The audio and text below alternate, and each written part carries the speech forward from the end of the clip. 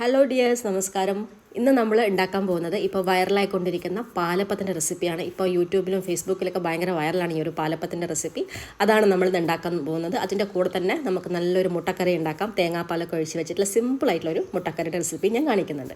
അപ്പോൾ ആദ്യം നമുക്ക് വെള്ളയപ്പത്തിൻ്റെ സംഭവം നോക്കാം. ഞാനിവിടെ ഒരു ഗ്ലാസ് ഇഡ്ഡലി റൈസാണ് എടുത്തിട്ടുള്ളത്. ഇല്ലെങ്കിൽ പച്ചരി ആയാലും കുഴപ്പമില്ല. നമ്മൾ സാധാരണ അപ്പത്തിൻ്റെ അരി തന്നെ എടുക്കാം. ഞാനിപ്പോൾ ഇവിടെ ഇഡ്ഡലി റൈസ് എടുത്തതേ ഉള്ളൂ. ആദ്യം നമുക്കൊന്ന് കഴുകി എടുത്തിട്ട് വരാം. നമ്മൾ സാധാരണ അപ്പത്തിൻ്റെ മാവ് അരക്കുന്നതിൻ്റെ നേരെ ഉൾട്ടയാണ് നമ്മൾ ചെയ്യാൻ പോകുന്നത്. അപ്പം അരി നന്നായിട്ട് കഴുകിയെടുത്തു. അരി അളന്ന അതേ ഗ്ലാസ്സിൽ തന്നെ ഒരു ഗ്ലാസ് തേങ്ങ എടുത്തിട്ടുണ്ട്. ഇത് നമുക്ക് തേങ്ങയല്ല കരിക്കും അല്ലാത്ത ഒരു നടുക്കുള്ളൊരു പാകം ഉണ്ടല്ലോ, അതുകൊണ്ടാണ് ഞാനിങ്ങനെ കട്ട് ചെയ്തെടുത്തത്. നമുക്ക് ചിരവാൻ പറ്റില്ല, അടന്നു പോകും. അപ്പോൾ അതുകൊണ്ട് ഞാനിങ്ങനെ കട്ട് ചെയ്തെടുത്തതാണ്.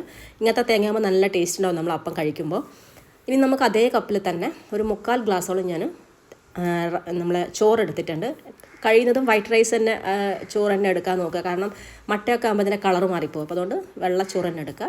ഇനി നമുക്ക് 1 ടീസ്പൂണോളം ഈസ്റ്റാണ് വേണ്ടത്. ഇൻസ്റ്റൻറ്റ് ഈസ്റ്റാണ് എടുത്തിട്ടുള്ളത്. ഈസ്റ്റ് എടുക്കുമ്പോൾ ശ്രദ്ധിക്കുക, നമ്മൾ വാങ്ങി വെച്ച് കുറേ നാളായിട്ട് ഉപയോഗിക്കുന്ന ഈസ്റ്റൊന്നും എടുക്കരുത്. നല്ല ഫ്രഷ് ആയിട്ടുള്ള ഈസ്റ്റ് തന്നെ എടുക്കാൻ ശ്രദ്ധിക്കുക. ഇതിലേക്ക് നമുക്കൊരു 2-3 ടേബിൾ സ്പൂൺ പഞ്ചസാര ചേർക്കാം. ഇനി നമ്മൾ അരി അളന്ന അതേ ഗ്ലാസ്സിൽ തന്നെ ഞാൻ 1/4 ഗ്ലാസ് വെള്ളമാണ് ഒഴിക്കുന്നത്. വെള്ളം ഒരുപാടായി പോകരുത്. നമ്മൾ ഈ വെള്ളത്തിൽ തന്നെയാണ് അരച്ചെടുക്കാൻ പോകുന്നത്. അപ്പോൾ അതുകൊണ്ട് വെള്ളം ഒരുപാടായി കഴിയുമ്പോൾ മാവ് ലൂസായിപ്പോൾ വേണമെങ്കിൽ നമുക്ക് പിന്നെ ചേർക്കാമല്ലോ. അപ്പോൾ ഞാൻ 1/4 ഗ്ലാസ് വെള്ളം ഒഴിച്ചു. ഇനി നമ്മളിതെല്ലാം മിക്സ് ചെയ്യാം. നമ്മൾ സാധാരണ അപ്പം ഉണ്ടാക്കുമ്പോൾ നമ്മൾ അരി കുതിർത്തതിന് ശേഷം അരക്കുന്ന സമയത്താണ് ഇതൊക്കെ ചേർക്കുക. പക്ഷേ നമ്മളിത് ചെയ്യുന്നത് നേരെ തിരിച്ചാണ്. എല്ലാം കൂടെ കുതിർത്ത് വെച്ച് പിറ്റേ ദിവസം രാവിലെ നമ്മൾ അരച്ചെടുത്ത് 1 മണിക്കൂറിനുള്ളിൽ നമുക്ക് അപ്പം ചുട്ടെടുക്കാൻ പറ്റും. അതാണ് ഈ ഒരു അപ്പത്തിൻ്റെ പ്രത്യേകത. അപ്പോൾ ഞാനെല്ലാം നന്നായിട്ട് സ്പൂൺ വെച്ച് ഇളക്കി മിക്സ് ചെയ്തു. ഇനി നമുക്കിത് അടച്ച് വെച്ചിട്ട് നാളെ രാവിലെ നമുക്ക് അരച്ചെടുക്കാം. ഞാൻ രാത്രിയാണിത് ചെയ്യുന്നത്. അപ്പോൾ ഇനി നമുക്കിത് അടച്ചു വെക്കാം. ഇനി നമുക്ക് നാളെ രാവിലെ അരക്കുന്ന സമയത്ത് കാണാം. അങ്ങനെ പിറ്റേ ദിവസം രാവിലെയാണ് ഞാനിതിപ്പോൾ അരക്കുന്നത്. അപ്പോൾ നിങ്ങൾക്ക് എത്ര മണിക്കാണോ അപ്പം ഉണ്ടാക്കേണ്ടത്, അല്ലെങ്കിൽ നിങ്ങൾ എപ്പോഴാണോ ചായ കഴിക്കുന്നത്, ആ ഒരു സമയത്തിന് കണക്കാക്കിയിട്ട് നിങ്ങൾ അരച്ചെടുക്കുക. കാരണം ഇത് 1 മണിക്കൂർ നമ്മളിത് പൊങ്ങാൻ വേണ്ടി വെക്കണം. അപ്പോൾ അതിനനുസരിച്ചിട്ട് അഡ്ജസ്റ്റ് ചെയ്ത് വേണം നിങ്ങൾ ചെയ്യാൻ വേണ്ടിയിട്ട്. ഞാനിപ്പോൾ രാവിലെ ഒരു 6 മണിക്കാണ് ഇത് അരക്കാൻ പോകുന്നത്. അപ്പോൾ നമുക്കൊരു 7 മണിയിലാകുമ്പോഴേക്ക് പൊങ്ങി വരുമല്ലോ. നമുക്ക് 2 ബാച്ചായിട്ട് അരച്ചെടുക്കാം. നമ്മൾ വെള്ളം കുതിർക്കാൻ വെച്ച വെള്ളം ഉണ്ടല്ലോ, ആ വെള്ളത്തിൽ തന്നെയാണ് നമ്മൾ അരച്ചെടുക്കുന്നത്. വേറെ വെള്ളം ചേർക്കണ്ട. ഇപ്പോൾ വേണമെങ്കിൽ നമുക്ക് മാവ് കട്ടിയുണ്ടെന്ന് തോന്നുകയാണെങ്കിൽ മാത്രം കുറച്ച് പിന്നെ ഒഴിച്ചാൽ മതി. ഞാനിപ്പോൾ തന്നെ ആവശ്യത്തിനുള്ള ഉപ്പും ചേർക്കുകയാണ്. നമ്മൾ അരച്ച് വെച്ചതിന് ശേഷം പിന്നെ നമ്മൾ മാവ് പൊങ്ങി വന്നു കഴിഞ്ഞാൽ പിന്നെ മിക്സ് ഒന്നും ചെയ്യാൻ പറ്റില്ല. അതുകൊണ്ടാണ് നമ്മളിപ്പോൾ ഉപ്പ് ചേർക്കുന്നത്. അങ്ങനെ ഞാൻ ഫസ്റ്റ് ബാച്ച് നമ്മളെ മാവ് അരച്ചെടുത്തിട്ടുണ്ട്. അത് നമുക്കൊരു പാത്രത്തിലേക്ക് ഒഴിച്ചു കൊടുക്കാം. ഇതുപോലെ തന്നെ നമുക്കിനി ബാക്കിയുള്ളതും കൂടെ അരച്ചെടുക്കാം. പ്രത്യേകം ശ്രദ്ധിക്കുക, നമ്മൾ കുതിർത്ത് വെച്ച അതേ വെള്ളത്തിൽ തന്നെ അരക്കാൻ ശ്രമിക്കുക.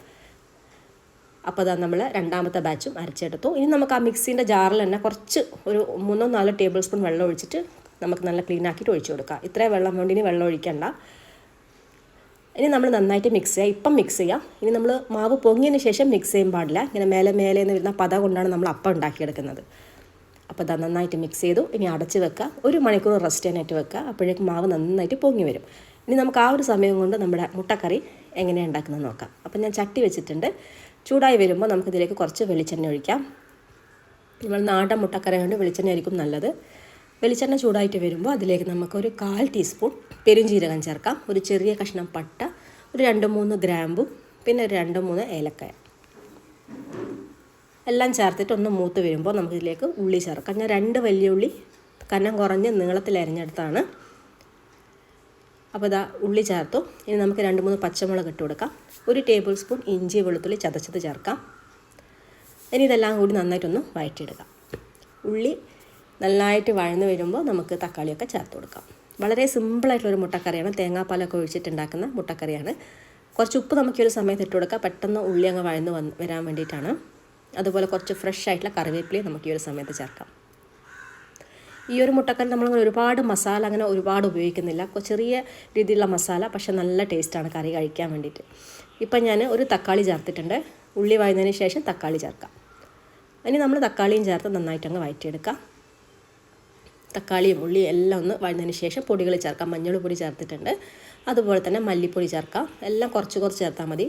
മുളക് പൊടി, പിന്നെ നമ്മൾ ഹോം മെയ്ഡ് ഗരം മസാല, പിന്നെ നമുക്ക് കുറച്ച് കുരുമുളക് പൊടി. ഇനി ഇതെല്ലാം കൂടി നന്നായിട്ട് അങ്ങ് മൂപ്പിച്ചെടുക്കുക. പൊടികളൊക്കെ മൂപ്പിച്ചെടുക്കുക. തീ നന്നായിട്ട് കുറച്ച് വെക്കുക. ഈ ഒരു സമയത്ത് പൊടികളൊക്കെ നന്നായിട്ട് മൂത്തതിന് ശേഷം നമുക്കിതിലേക്ക് തേങ്ങേൻ്റെ 2ാം പാൽ ഒഴിക്കാം. അപ്പം ഞാനിപ്പോൾ തേങ്ങയുടെ 2ാം പാലാണ് ഒഴിക്കുന്നത്. ഞാനിവിടെ 4 മുട്ട വെച്ചിട്ടാണ് ചെയ്യുന്നത്. നിങ്ങൾക്ക് ആവശ്യാനുസരണം കൂട്ടിയെടുക്കാം. കൂടുതൽ മുട്ട എടുക്കണമെന്നുണ്ടെങ്കിൽ കൂടുതൽ ഉള്ളിയും കാര്യങ്ങളൊക്കെ കറിക്ക് ആവശ്യമായിട്ടുള്ള സാധനങ്ങളൊക്കെ കൂടുതൽ എടുത്താൽ മതി. നന്നായിട്ട് അങ്ങ് മിക്സ് ചെയ്ത് നമ്മൾ നേരത്തെ കുറച്ച് ഉപ്പ് ചേർത്തിട്ടുണ്ടായിരുന്നു. കുറച്ചുകൂടെ ഉപ്പ് നമുക്ക് ഈ ഒരു സമയത്ത് ചേർക്കാം. ഇനി ഇത് നന്നായിട്ടൊന്ന് തിളച്ച് വരണം. അതിന് മുന്നേ തന്നെ നമുക്ക് മുട്ട ചേർക്കാം. ഞാനിവിടെ 4 മുട്ട പുഴുങ്ങി വെച്ചിട്ടുണ്ട്. മുട്ട നമ്മൾ കറിയിലേക്ക് ഇടുന്നതിന് മുന്നേ ഒന്ന് ഇതുപോലെ വരഞ്ഞു കൊടുക്കാം. ഇതെല്ലാവരും ചെയ്യുന്നതായിരിക്കും. ആ മുട്ടയിലേക്ക് നമ്മൾ കറീൻ്റെ ഒരു ടേസ്റ്റൊക്കെ പിടിക്കാൻ വേണ്ടിയിട്ടാണ്. അപ്പോൾ ആ മുട്ട ഞാൻ ഇതുപോലെ എല്ലാം വരഞ്ഞിടുന്നുണ്ട്. ഈ ഒരു കറിയിൽ നമ്മൾ മല്ലി ചപ്പ് ചേർക്കുന്നില്ല, കറിവേപ്പില മാത്രമേ ചേർത്തിട്ടുള്ളൂ. ഇത് നന്നായിട്ടൊന്ന് തിളച്ച് വന്നോട്ടെ കേട്ടോ. അടച്ച് വെച്ചിട്ട് തിളപ്പിക്കുക. അപ്പം നമ്മളെ മുട്ടക്കറി നന്നായിട്ട് തിളച്ച് നിങ്ങൾക്ക് എത്ര കുറുകിയിട്ടാണോ വേണ്ട അതിനനുസരിച്ച് നിങ്ങൾ കറി വറ്റിക്കുക. അതിനുശേഷം ലാസ്റ്റ് തേങ്ങാപ്പാൽ ഒഴിച്ചാൽ മതി. ഞാനിപ്പം കുറച്ച് ചാറോടുകൂടി തന്നെയാണ് എടുക്കുന്നത്. ഇനി നമുക്ക് തേങ്ങാപ്പാൽ ഒഴിക്കാം. 1-ാം പാൽ ഒഴിക്കാം. 1-ാം പാലൊഴിച്ച് നമ്മൾ അപ്പം തന്നെ തീ അങ്ങ് ഓഫ് ചെയ്ത് വെക്കുക. എന്നിട്ട് അടച്ച് വെക്കുക. നമ്മളെ കറി റെഡിയായി. വേണമെങ്കിൽ കുറച്ച് പച്ച വെളിച്ചെണ്ണ ഈ ഒരു സമയത്ത് ചേർക്കാം. അപ്പോൾ എല്ലാവരും ഈ ഒരു രീതിയിൽ കറി ഉണ്ടാക്കി നോക്കുക. അപ്പോൾ നമുക്ക് കറി അടച്ച് വെക്കുക. ഇനി നമുക്ക് അപ്പം ചുട്ടെടുക്കാം. നമ്മളെ മാവ് പൊങ്ങിയൊന്നൊന്ന് നോക്കാം. അങ്ങനെ നമ്മളെ മാവ് ഇതാ നന്നായിട്ട് പൊങ്ങി വന്നിട്ടുണ്ട്. കണ്ടോ, നല്ല രീതിയിൽ തന്നെ പൊങ്ങി വന്നിട്ടുണ്ട്. നമുക്കൊരു സ്പൂൺ വെച്ച് നോക്കുമ്പോൾ മനസ്സിലാവും അതിൻ്റെ ആ ഒരു പത എത്രത്തോളം ഉണ്ട് എന്നുള്ളത്. കണ്ടോ, ഈ ഒരു രീതിയിൽ സോഫ്റ്റായി വന്നിട്ടുണ്ട്. നമ്മളിങ്ങനെ മാവ് പൊങ്ങിയതിന് ശേഷം പിന്നെ സ്പൂണിട്ട് ഇങ്ങനെ ഇളക്കരുത്. നമ്മൾ മേലെ നിന്ന് ഇതുപോലെ മാവ് കോരി ചട്ടിയിലൊഴിച്ച് ചുട്ടെടുക്കുകയാണ് വേണ്ടത് കേട്ടോ. അപ്പോൾ ഇങ്ങനെ ഒരുപാട് അങ്ങ് മിക്സ് ചെയ്ത് കഴിഞ്ഞാൽ ഈ പതയൊക്കെ താണു പോകും. പിന്നെ അപ്പം സോഫ്റ്റായി കിട്ടില്ല. അപ്പോൾ നമുക്കിനി അപ്പം ചുട്ടെടുക്കാം. ഞാനിവിടെ ഒരു നോൺ സ്റ്റിക്ക് പാത്രത്തിലാണ് ഉണ്ടാക്കുന്നത്. അപ്പോൾ ഇതാ ചട്ടി നന്നായിട്ട് ചൂടായതിന് ശേഷം നമുക്ക് അപ്പത്തിൻ്റെ മാവ് ഒഴിച്ചു കൊടുക്കാം. ഞാനിപ്പോൾ ഒരു തവിയാണ് ഒഴിച്ചു കൊടുക്കുന്നത്. എന്നിട്ട് നന്നായിട്ടൊന്ന് ചുറ്റിച്ചെടുക്കുക. എങ്ങനെയാണോ വേണ്ടത് അതിനനുസരിച്ചിട്ട്. ചിലരിങ്ങനെ ഒരുപാട് ചുറ്റിക്കൂല, ചെറുതായിട്ടാണ് അപ്പം ഉണ്ടാക്കുക. ചിലരിങ്ങനെ ഒരുപാട് ഇങ്ങനെ ചുറ്റിച്ച് നല്ല ലേസ് പോലെയാക്കും. എനിക്ക് അങ്ങനെയാണ് ഇഷ്ടം. പക്ഷേ എനിക്കിവിടെ ക്യാമറ വെച്ചുകൊണ്ട് അധികം അങ്ങ് കൈ വൈഡ് ആക്കി ചെയ്യാൻ പറ്റുന്നില്ല. അപ്പോൾ അതിപ്പോൾ ഞാൻ ഈ ഒരു രീതിയിലാണ് ചെയ്യുന്നത്. ഇനി നമുക്കിത് അടച്ച് വെച്ചിട്ട് 1-2 മിനിറ്റ് നന്നായിട്ട് വേവിച്ചെടുക്കാം. അപ്പത്തിൻ്റെ മാവ് ഒഴിച്ച് നമ്മൾ ഒരു മിനിറ്റ് കഴിഞ്ഞതിന് ശേഷം തീ കുറച്ച് വെച്ച് കൊടുക്കുക. അതിന് ശേഷം നന്നായിട്ട് വെന്ത് വരും. ഇതുപോലെ നല്ല എന്താ പറയുക, നല്ല ലേസ് പോലെയുണ്ട്. അപ്പം നല്ല സോഫ്റ്റുമാണ്. കണ്ടോ, നല്ല ഭംഗിയുള്ള പാലപ്പാണ്. അപ്പം നമുക്കിതുപോലെ ബാക്കിയുള്ളത് ചുട്ടെടുക്കാം. അപ്പം ഈ ഒരു രീതിയിൽ നിങ്ങൾ ചെയ്തു നോക്കുക. ഇപ്പം ഒരുപാട് പേര് ഇതിൻ്റെ റെസിപ്പി ചെയ്തത് ഞാൻ കണ്ടിട്ടുണ്ട്. അതുകൊണ്ടാണ് ഞാനൊന്ന് ട്രൈ ചെയ്തത്. ഞാനും ഫസ്റ്റ് ടൈമാണ് ഈ ഒരു രീതിയിൽ ചെയ്തു നോക്കുന്നത്. അപ്പം സക്സസ് ആയപ്പോൾ ഞാൻ നിങ്ങൾക്ക് കൂടെ ഷെയർ ചെയ്യാമെന്ന് വിചാരിച്ചാണ്. അപ്പം നമ്മൾ അപ്പം എല്ലാം ഇതുപോലെ ചുട്ടെടുക്കുക. അങ്ങനെ നമ്മൾ അപ്പവും മുട്ടക്കറി ഇവിടെ റെഡിയാണ്. നല്ല പഞ്ഞി പോലത്തെ വെള്ളയപ്പവും നല്ല തേങ്ങാപ്പാലൊഴിച്ച മുട്ടക്കറി. അപ്പോൾ എന്താ പറയുക, 2 റെസിപ്പി നിങ്ങൾക്ക് ഇഷ്ടമായെന്ന് വിചാരിക്കുന്നു. അപ്പോൾ നിങ്ങൾക്ക് ഇഷ്ടമായിട്ടുണ്ടെങ്കിൽ ഒന്ന് ചെയ്ത് നോക്കുക. എന്തായാലും നല്ല സക്സസ് ആയിട്ട് വരും. അപ്പം നിങ്ങൾക്കിത് ഇഷ്ടമായിട്ടുണ്ടെങ്കിൽ കൂടുതൽ പേരിലേക്ക് നമ്മളെ വീഡിയോസ് ഈ ഒരു റെസിപ്പി ഷെയർ ചെയ്യാൻ ശ്രമിക്കുക. അതുപോലെ തന്നെ നമ്മളെ പേജ് ലൈക്ക് ചെയ്യാനും ഫോളോ ചെയ്യാനും കമൻറ്റ് ചെയ്യാനും ഒന്നും മറക്കണ്ട. അതുപോലെ തന്നെ നമ്മളെ ഇൻസ്റ്റാഗ്രാം പേജ് കൂടെ ഒന്ന് ഫോളോ ചെയ്ത് വെക്കണേ. അപ്പം നമുക്ക് മറ്റൊരു നല്ലൊരു റെസിപ്പി ആയിട്ട് വീണ്ടും കാണാം. അതുവരെ എല്ലാവർക്കും നന്ദി, നമസ്കാരം. താങ്ക്